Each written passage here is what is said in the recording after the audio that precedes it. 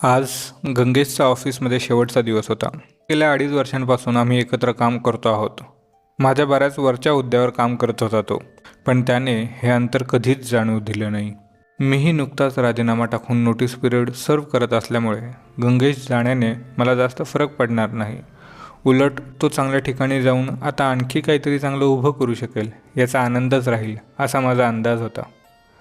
पण काल अचानक टीम मीटिंगमध्ये तो म्हणाला, आता आज रनडाऊन मीटिंगचा आणि रनडाऊन प्रेझेंट करण्याचा हा माझा आज शेवटचा दिवस आहे. आणि एक क्षण सुन्न झालो.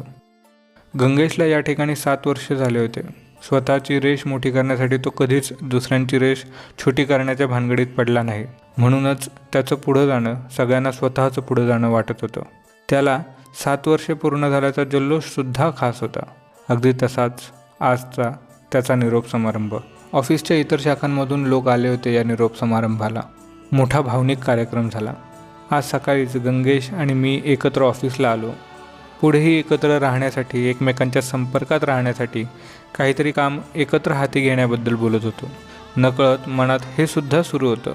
सोबत राहण्याच्या, एकत्र काही करण्याच्या अशा गोष्टी एकदा कामानिमित्त ताटातूट झाली तर शक्य होत नाहीत. पण एक आस आहे, आम्ही ते शक्य करू शकू याची. येत्या काळात समोर येईलच.